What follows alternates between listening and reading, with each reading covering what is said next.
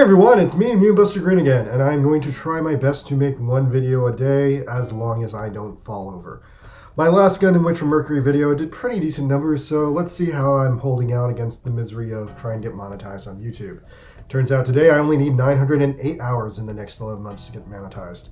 Okay, good, the number has gone down again, but I had it under 900 for a while, so I'm annoyed again. Oh well, anyway, if you can guys help me out, I want to get monetized.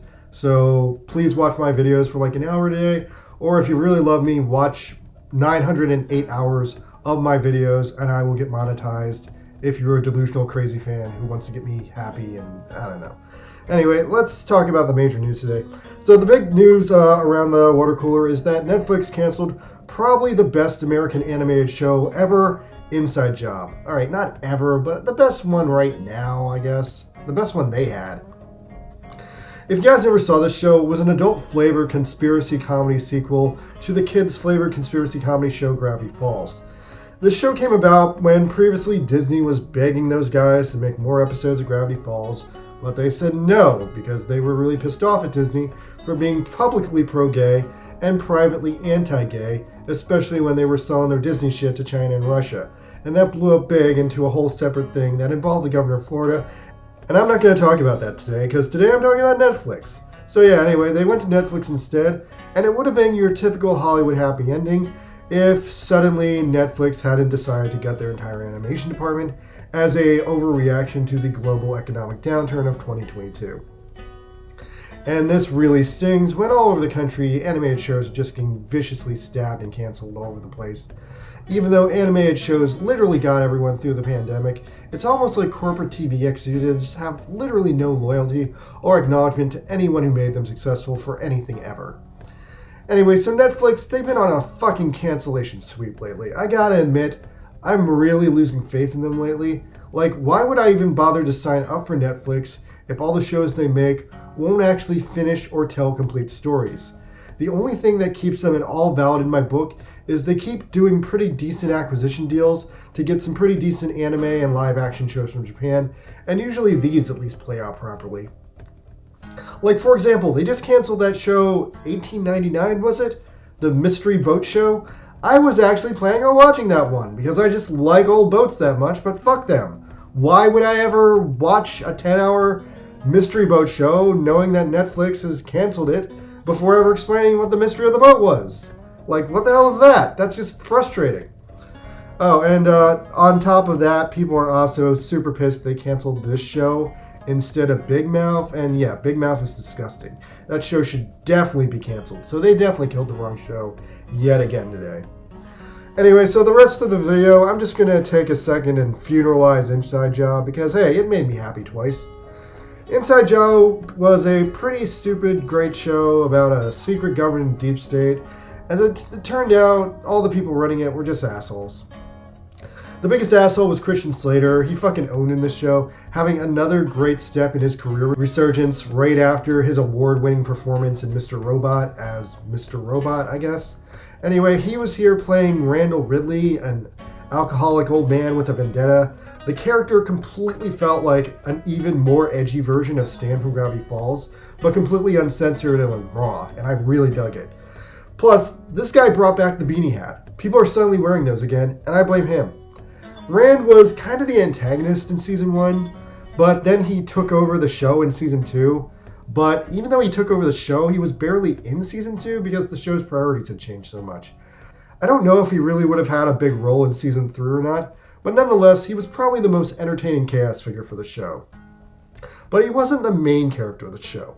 The main character of the show, of course, was Regan Ridley, Rand's weird, cynical, mad scientist daughter lady.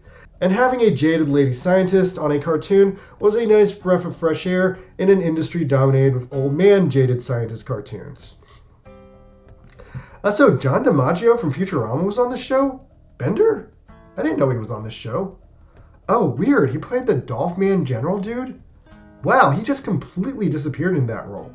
Fully impressed with him.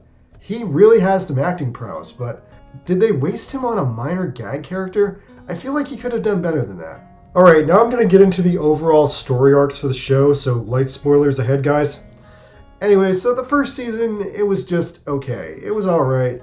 I'm going to throw down right now that the best episode of season 1 was Breakfast Club, where they all went to a random city in Wyoming that's just been perpetually tricked into thinking it's still the 1980s. Now, I'll admit this episode was just a cheap nostalgia cash-in episode, but you know what? Fuck it. It had the best jokes of season 1. And then the overarching, plot of season 1 was that Reagan's dad was trying to take control of the deep state back, and also as he did this, it turned out that he fucked with her memories and he fucked with her brain, and he really messed up her life and made her even more socially awkward than she already was. So, shocker. But yeah, honestly, the first season was okay. Now, honestly, I think the second season might have been doomed because in the second season they changed a lot of things around. Now, American shows kind of live and breathe status quo, despite a lot of people having an overwhelming urge to move past that and go into more serialized shows. But anyway, it's a big divide between people who like things the way they are and people who want things to move forward and have a story. The other thing that fucked up the show, and definitely fucked up the second season hard, was that since the first season had already came out, the show suddenly gained a fan base.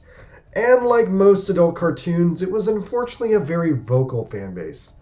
Now, remember how the shitty movie Morbius randomly got a fan base of toxic trolls who just made memes and jokes and pretended the movie was actually better than it actually was? And they were so confusing and strange that Sony re-released the movie 3 additional times, even though the movie was a flop, and this caused them to lose additional money. Well, so Inside Job didn't have a toxic fan base, but it had an extremely horny one. And the fan base for Inside Job was all these horny, middle-aged guys who just needed someone to love. So sometime after the show came out, the reviews of the shows somehow went from, oh wow, another show like Futurama, to, oh, you know what would make the show a lot better? This show should be a porno about Reagan. And go figure, they threw out a series that had a ugly lady scientist with Asperger's, and literally every single nerd in America was just like, fuck it, I'll marry her, she has a full-time job. Now, it's kind of funny that despite the first season of the show doing literally everything they could to make Reagan feel not attractive, just too many people were obsessed with this middle-aged woman. Season 1, they tried to make her ugly, but they also tried to make you care about her as a character because she was the main character. But they did something wrong in season 1 because everyone just fell head over heels romantically in love with her. So that made them pivot on the second season, and then the entire second season is just way too focused on Reagan's sex life. She gets naked a ton in season 2, she pretties herself up. It's a complete major departure from her autistic career woman persona that she had in season 1. The people who wanted the second season to just be a long porno about this lady, they basically got their wish granted. Of course, the sex scenes were toned down to a PG-13 level, but still, the second season is entirely about Reagan Ridley having this hot love affair with some random guy from the Illuminati. And it completely changes the vibe of the show and turns it into a wacky international rom-com. Now, I want to say this put season 2 at a disadvantage because it just wasn't as good as season 1. It was weaker and it leaned way too much into the rom-com storyline. Now, on the other hand, did this storyline go over well with the horny fan base from season 1? I don't think it did either. The incel types, they like their women single to delude themselves into the fantasy that they could one day have a shot at dating her, even if she is a middle-aged 2D cartoon mad scientist lady. But whether she was single or not, the rom-com subplot kind of shot the show in the leg. Season 2 just wasn't as good as season 1, except for a handful of episodes. I'll give it to season 2 though, they did end the show really strong. The best episodes of season 2 were the finale. The finale had 2 parts, and part 1 was all about the butterfly effect, and part 2 was all about Air Bud, if he was real, and also if he had to be killed. Oh wait, fuck, when I spell it out like that, I realized that that's just more nostalgia for old movies. Gah. I guess this show's original ideas were never as good as their nostalgia jokes, but you know what? Fuck it. They killed it with the nostalgia jokes, so at the very least, they get my respect for doing that right. So at the end of season 2, they had a pretty super promising cliffhanger ending, where Reagan ended her romance fling and took control of the deep state. It lightly promised that there'd be a better season 3, more in line with season 1, with potentially darker and crazier plots. But now that's all fucked up and destroyed.